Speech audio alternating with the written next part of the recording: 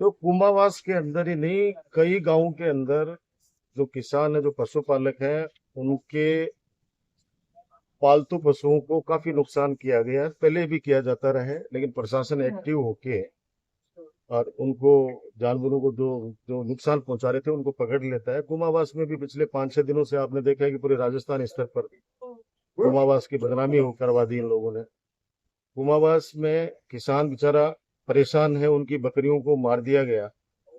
अब वो प्रशासन से गुहार लगाई, बड़े जनप्रतिनिधि हैं जो सरकार है, उस सरकार को भी ज्ञापन दिया कि हमारे पशुओं को मारा जा रहा है, कभी बछड़ों को खा जाते हैं कुत्ते, कभी बकरियां हैं, 50 बकरियां उनको 50 से अधिक बकरियों को खा गए। तो मर गई, मर अब चुकी सोचो, है। आप अंदाज लगाओ कि उस किसान पे क्या बीत रही होगी, बेचारे गरीब पे। वो प्रकाश लड़का, एक तरह सीधा सा गरीब सा लड़का, उसके एक साथ ही 15-20 बकरियों का नुकसान कर दिया।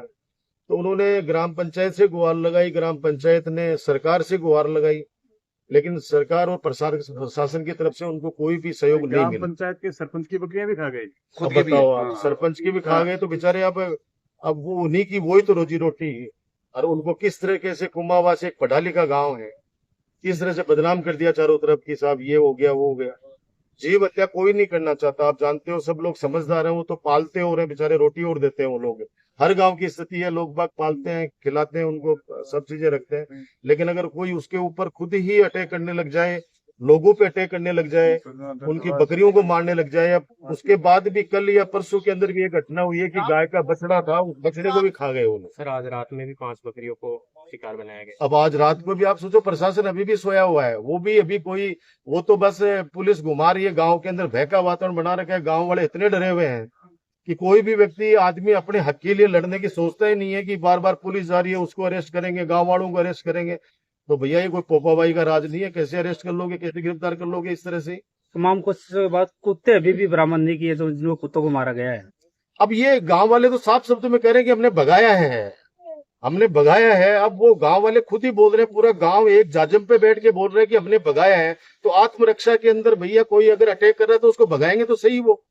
अब कोई बावरियों को, आप जानते हो कि पूरे नवलगढ़ के अंदर हर गांव के अंदर उनको अनाज दिया जाता है, और अपने फसलों की रक्षा करने के लिए कि भाई हमारा फसल नुकसान नहीं कर दे, इसलिए वो रक्षा के लिए वो रखा जाता है। हर गांव में आज से परंपरा नहीं है, शुरू से परंपरा रही है। इसलिए मैं प्रशासन से कहना चाहूंगा कि गांव वालों को बदनाम करना बंद करें। और इस सरकार से, तथाकथित सरकार है, इस सरकार से भी कहना चाहता हूं कि आप लोगों को डराओ मत। अब वो बता रहे हैं कि गांव वाले बीजेपी जिलाध्यक्ष से मिलने चले गए, हर्षणी जी कुलरी से। अब वो उनका गुनाह हो गया, वो गुनाह हो गया कि आप वहां कैसे गए।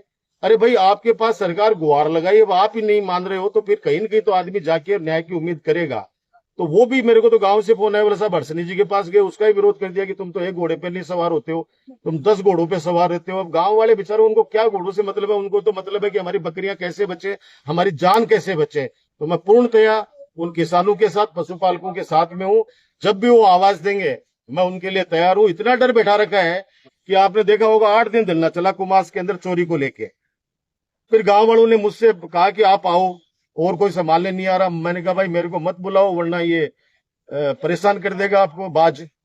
तो उसके बाद में मेरे को बुलाया गया, धरना मैंने उठाया, पुलिस प्रशासन वहां पे आया, उन्होंने कहा कि 15 दिन के अंदर हम चोरी बरामद कर देंगे। आज तक बेचारे उस कुमाऊं परिवार की और भी 10 चोरियां वहां पे, आज तक कोई भी चोरियां बरामद नहीं। उल्टा गांव वालों को ये और कहा कि जिससे धरना तुमने खत्म करवाया है, उस व्यक्ति से कहो कि वही प्रशासन पर दबाव डाल के और चोरियां बरामद कराएगा। ये लोकतंत्र में ऐसा कभी नहीं रहा है।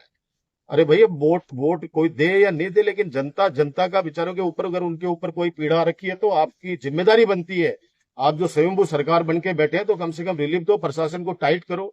आपके राज्य के अंदर कोई अधिकारी यहाँ काम नहीं करना चाहता, कोई भी अधिकारी यहाँ रहना नहीं चाहता नवलगढ़ के अंदर। वो चाहते हैं कि हम लोग कैसे यहाँ से फटाफट यहाँ से हमारी विदाई हो। और जो अधिकारी यहाँ नहीं रहना चाहता, तो आप अंदाज लगा लो कि जिन अधिकारियों पे इसने भ्रष्टाचार के आरोप लगा दिए और वो अधिकारी यहाँ काम कर रहे हैं, तो वो अनमने मन से काम करें तो जनता का हित ही होगा। अब वो विजेंद्र जी दूत कहाँ है, बुलाना, वो सरपंच जी को बुलाना एक बार। वो सरपंच जी अभी सुबह ही कम से कम 50 लोग मेरे से मिलके गए हैं, हाथ तोड़ दिए गए, सरेआम पत्थरबाजी की गई। सरपंच जी के ऊपर इनको इनको वहां से जान बचानी पड़ी, भाग के। आप अंदाज लगा लो कि ये गांव का सरपंच है, और वो भी एडवोकेट है, उसको अपनी जान बचाने के लिए दौड़ना पड़ रहा है, भागना पड़ रहा है। इतनी पत्थरबाजी की गई, रात को हाथ तोड़ दिए गए, सर फोड़ दिए गए वहां पे बड़वासी के अंदर, और अभी तक पुलिस ने कोई कार्रवाई नहीं की। आप अंदाज लगा लो कि ये इतना गुंडा राज मैंने मेरे जीवन में नहीं देखा। आप जाके पता कर लीजिए वहां पे, वो कम से कम हाथ सब मिलेंगे। अभी विजेंद्र जी वो आ जाते हैं, वकील साहब, तो आपको वो सारी बातें बताएंगे। वो खुद बोले मुझे कि मुझे भी वहां जान बचानी पड़ी। अब सरपंच के साथ अगर ऐसा हो सकता है तो आम आदमी का क्या होगा। तो यही मेरी आप लोगों से है, कानून व्यवस्था बिल्कुल फेल है। यहाँ नवलगढ़ के अंदर गुंडा राज है, सरेआम गुंडा राज है। सरपंच जी ने तो एसडीएम को ये तक कहा है, आप सोचिए, वो अपने, मैं तो चाहता हूं कि वो अपनी जुबान से कहें, उन्होंने ये तक कहा है कि साहब हम अब कानून के पास आना छोड़ देंगे क्योंकि कानून हमारी कोई मदद नहीं कर रहा है। तो हम भी उन गुंडों के पास जाकर उनसे हम लोग संरक्षण लेंगे क्योंकि वो ही बचाएंगे। अभी तो हमें, आप अंदाज लगाओ, ये बड़ी बात है एक जनप्रतिनिधि का कहना कि हम प्रशासन पर से हमारा विश्वास उठ गया है। रात को 4 बजे तक, सुबह 4 बजे तक ये रात भर फोन करते रहे, लेकिन इन लोगों ने फोन तक रिसीव नहीं किया। एक व्यक्ति को गया बताते, वो भी शराब के नशे में धुत था, क्योंकि अब सरकार जैसी सरकार है वैसी सरकार के काम लोग तो करने वाले होंगे। और वो जाके, उन लोगों ने जाके कोई रिलीफ नहीं दी, न कोई अब तक कोई अपराधी अरेस्ट हुआ है। अगर कोई जमीन का झगड़ा है, छोटी मोटी दुकान का झगड़ा है, तो मिल बैठ के भी समझाया जा सकता है। किसी को सर फोड़ने का अधिकार नहीं है, हाथ तोड़ने का अधिकार नहीं है। चारों तरफ हाहाकार मचा हुआ है और ये नवलगढ़ की जनता स्वयं देख रही है। क्योंकि मैं कुछ ज्यादा बोलूंगा तो वो कहेंगे कि साहब आप इतना बोल रहे हैं। भैया इतना नहीं बोल रहे हैं, जनता की आवाज नहीं उठाएंगे तो आप लोग कहते हैं कि उस समय आपको बोलने की आवश्यकता थी और आप चुप रहे। इसलिए मेरी आपसे भी विनती है कि बड़वासी वाला इश्यू भी है, उसको भी ओपन कीजिए, सामने है कि सच्चाई। एक सरपंच के साथ ऐसा हो सकता है तो आम आदमी का क्या रखवाला, आप सोच रहे। एक कुमास गांव वालों का ये भी कहना है कि पशुधन गया वो तो गया, ऊपर से गांव का नाम है वो अब कुत्तों वालों के गांव के नाम से ऐसा कुछ नहीं है। कुमावास पढ़ा लिखा गांव है, उसमें सैनिक भी हैं, टीचर भी हैं, अच्छे अफसर भी हैं, मेजर भी हैं। कुमावास बहुत पढ़ा लिखा एडवांस गांव है। आज से नहीं, आजादी के पहले तक वहां पे शिक्षा थी। ये छोटी मोटी चीजें चलती रहती है, लेकिन मैं कह रहा हूं कि उनकी मुआवजों की बात तो छोड़िए। बेचारों को, उनके बकरियां मर गई 20-30 हजार रुपए एक पर की, और वो मुआवजा तो भूल जाओ। उल्टा उनको अब रात भर पुलिस वहां घूम घूम के उनको प्रताड़ित कर रही है कि हम अरेस्ट करेंगे। वो मैंने बताया, आपने सुबह जो आज आए थे 50-60 लोग, तो मैंने बताया कि आ जाओ। क्या घटना हुई, क्या हुआ बताओ पूरी घटना।